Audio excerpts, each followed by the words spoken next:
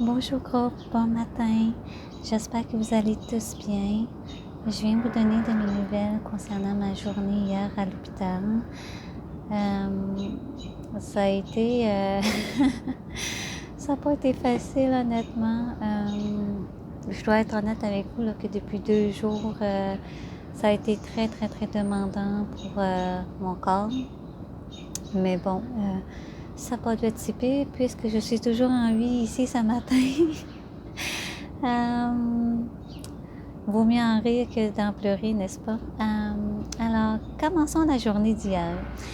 J'étais au laboratoire pour 9 h le matin et pour faire une histoire courte, il était par la suite rendu 11h20, puis on n'avait toujours pas réussi à obtenir des échantillons de mon sang. Ben non. Puis on devait récolter 24 tubes. Tu sais, ils auraient pu faire un chiffre rond, tu sais, mettre ça à 25, puis ben non, ils ont décidé à mettre à 24 tubes. Alors, mais comme j'avais un rendez-vous avec la coordonnatrice du centre de transplantation ainsi que ma chirurgienne, le laboratoire m'a dit d'aller à mon rendez-vous parce que c'est un rendez-vous vraiment très, très important. Ils m'ont donné 3-4 bouteilles d'eau afin que je puisse boire pour être moins déshydratée, puis de revenir après mon rendez-vous avec ma chirurgienne. C'est ce que j'ai fait. Je me suis rendue par la suite à mes rendez-vous auprès de la coordonnatrice du centre, Peggy. Peggy, très honnêtement, elle est un ange. Elle est tellement gentille, d'une gentillesse incroyable, d'une douceur inimaginable. Puis ma chirurgienne, j'ai pas les mots pour vous décrire à quel point elle était merveilleuse, honnêtement. Elle a été très transparente avec moi en ce qui concerne ma maladie. Elle m'a mentionné que il n'y a aucune réponse qui était certaine, qu'il n'y a aucun traitement qu'elle pouvait affirmer que ça serait une réussite à 100%, parce qu'il n'y a aucune étude qui se fait en ce moment concernant le syndrome de Notch-Crocker et de toutes les compressions dont je souffre. Cependant, elle a ajouté ceci. Elle a dit que même s'il n'y a aucune étude et même s'il y a très, très, très peu de spécialistes qui s'y connaissent en ce syndrome-là, elle m'a dit, elle m'a regardé droit dans les yeux, elle m'a dit qu'elle sait que le syndrome de Notch-Crocker peut m'occasionner réellement toutes ces atroces douleurs, tous ces symptômes dont je souffre. Et honnêtement, d'avoir entendu cette phrase, c'est déjà énorme pour moi. J'ai déjà gagné ce combat-là parce que enfin, des spécialistes qui me croient, des spécialistes qui s'y connaissent un peu de mes pathologies rares.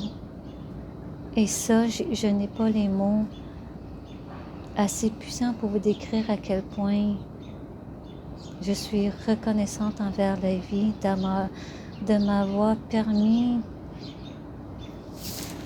de réussir à me rendre où ce que je suis aujourd'hui auprès de ces incroyables spécialistes, auprès de ces incroyables êtres humains avant tout, parce que ils ne sont pas que des spécialistes, ils sont avant tout des êtres humains qui traitent tous leurs patientes du mieux qu'ils peuvent. c'est incroyable. Par la suite,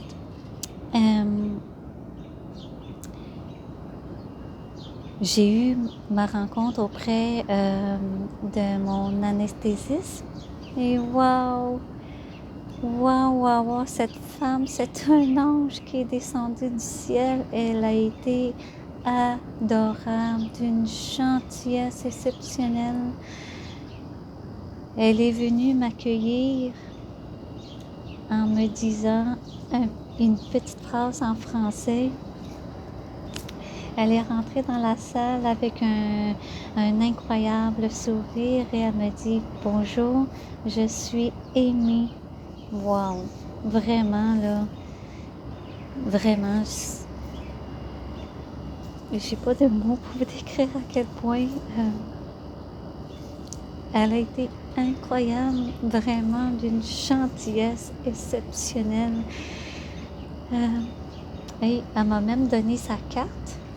Et imaginez-vous donc que derrière la carte, elle m'a écrit son numéro de téléphone.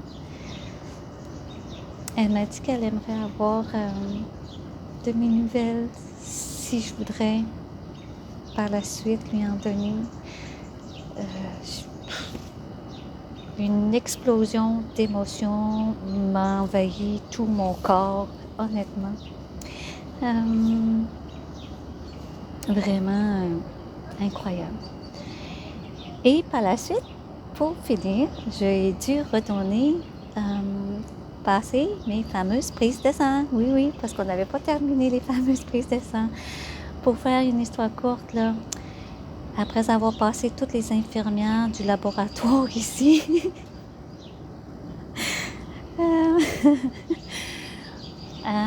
la question qui tue, est-ce qu'on a réussi à collecter les 24 tubes dont on avait besoin? Ben non, la réponse c'est non. On n'avait pas réussi.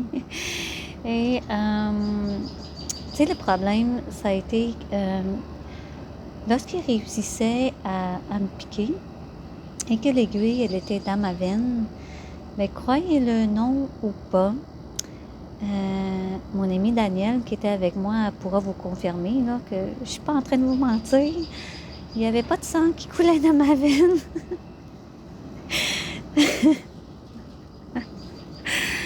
Ben non, il n'y avait pas de sang qui coulait dans ma veine. Et fait que là, on enlevait, on me repiquait. Et quand on réussissait à me piquer, et lorsqu'on réussissait à avoir un peu de sang, ben écoutez, le sang coulait tellement lentement que vous aurez eu le temps de faire un voyage à travers le monde avant que je réussisse à avoir un échantillon complet. Et ben, quand ça prenait trop de temps que le sang coule, ben là, c'était plus bon l'échantillon. Fait qu'on devait recommencer. Et une fois qu'on réussissait à avoir une veine qui me donnait un peu plus de sang un peu plus rapidement, ben, la veine éclata. Eh oui, écoutez, je sais c'est pas drôle, mais il faut bien en rire parce que c'est les aventures amées. Alors, ça fait partie de moi. Hein? Pourquoi faire ça simple quand on peut faire ça compliqué? C'est ma vie. Mais bon. Fait que là, pour finir ça, l'histoire courte, la dernière veine que l'infirmière elle a tenté de prendre, on n'a pas réussi, bien sûr. Elle a dit, c'est terminé, je ne vous fais plus souffrir, Madame Lim. Je ne me fais plus souffrir moi-même. Alors, elle a dit qu'elle a envoyé tous les échantillons qu'elles ont réussi, entre parenthèses, à prendre, avec un mot expliquant qu'est-ce qui est arrivé au médecin. Elle m'a dit cependant de me préparer mentalement à ce qu'on doit me rappeler pour aller repasser encore d'autres prises de sang aujourd'hui. Mais bon, le côté positif, là, c'est que si on me rappelle que je dois retourner passer d'autres prises de sang, Ben écoutez, il m'en reste pas 24 tubes. Il m'en reste moins. Combien, je sais pas, mais moins que 24. Alors voilà en gros ma journée d'hier, groupe. Hey, pourquoi faire ça simple, hein? Ouais. J'ai l'habitude de ne pas faire tout ce que les gens font. C'est tout la majorité des personnes de ce monde, ils vont prendre le côté droit. Tout le monde va aller vers le côté droit. Ben moi, mais je vais prendre le côté gauche. C'est moi. Fait que voilà en gros groupe ma journée d'hier. Puis très honnêtement, aujourd'hui, ça va être une journée de repos parce que mon corps, j'ai pas l'air malade quand que vous me voyez en vidéo. Mais mon corps, lui, il me dit pas la même chose que mon visage. Alors voilà.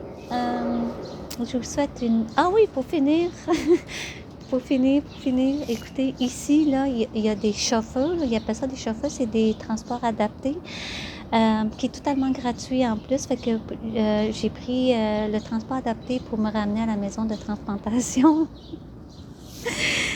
Puis j'ai oublié ma sacoche dans le transport adapté.